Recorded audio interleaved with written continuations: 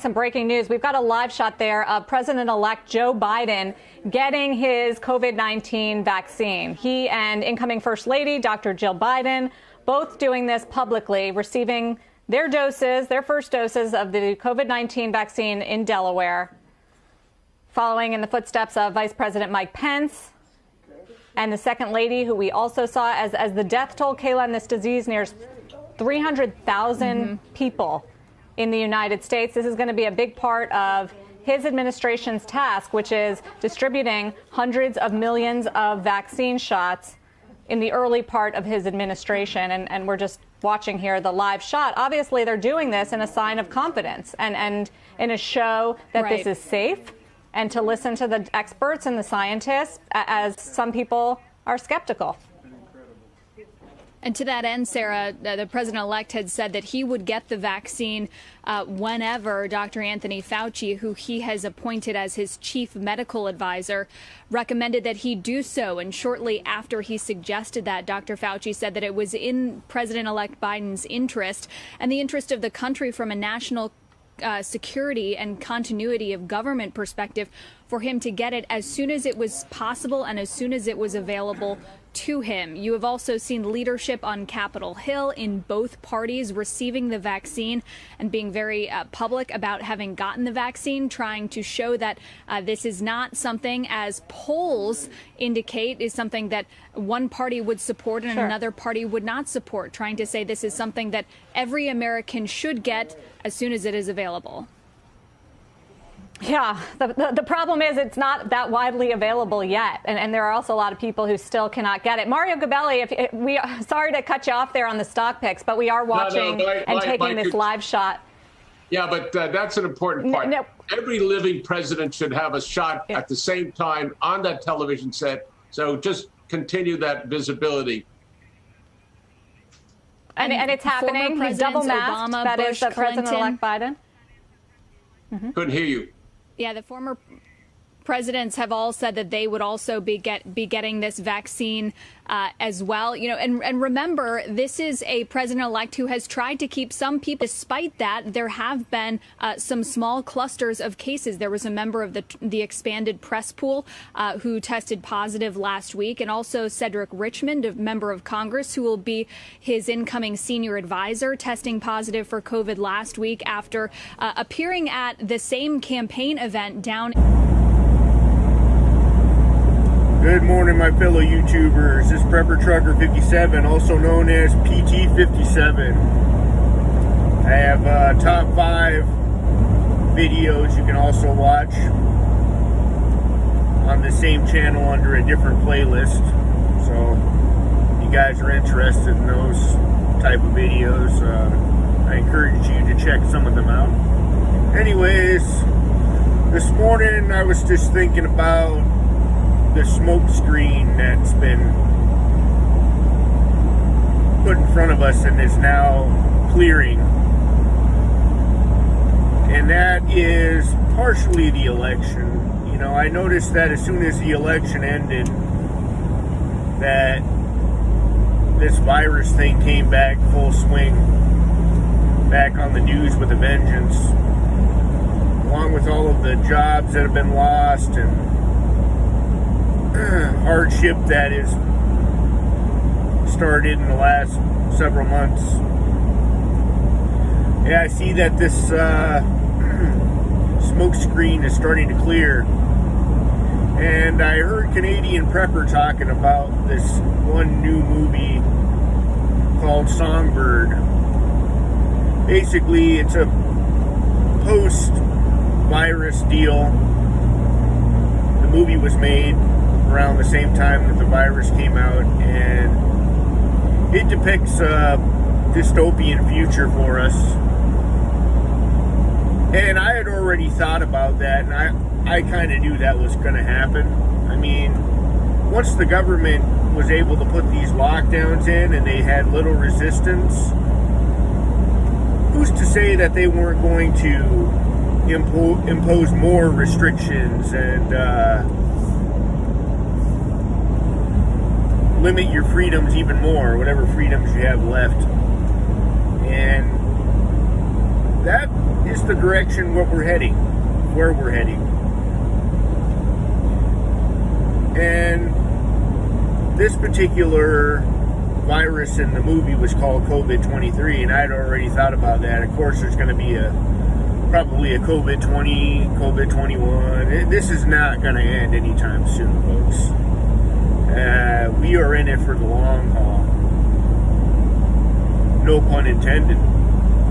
So, my advice to everybody is to stock up on food and supplies and basic essentials that you're going to need, to weather this out. And I'm sure a lot of other prepper channels, continue to reiterate that to you, but I'm going to as well,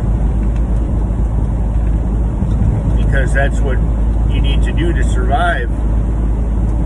We have a minimum of 5 years before things are supposed to start getting better. Those are estimates from the government. 5 years in economists. 5 years before we could start to regroup and rebuild. So that means we're not even rock bottom yet. Where's the bottom? Your guess is as good as mine. But something tells me we're going to find out fairly soon. So these stimulus checks that have coming out, I should say, they passed a $900 billion stimulus. That's almost $1 trillion, folks. But what's that $1,200 to all of the jobs and profit losses that have ensued since the beginning of this? And all of these people that are losing their houses and their businesses and are late on their rent and mortgage, there's been a moratorium put on it and it's been suspended. But that doesn't mean that the debt is going away. The debt is still there. You'll still be responsible to pay those bills. So,